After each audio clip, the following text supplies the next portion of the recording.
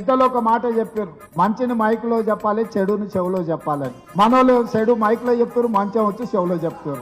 నువ్వు బాగా చేస్తున్నావు, ప్రభుత్వ సంక్షేమ పథకాలు భలే ఉన్నాయని చెప్పి తలుపు మూసి నాకు చెప్తారు.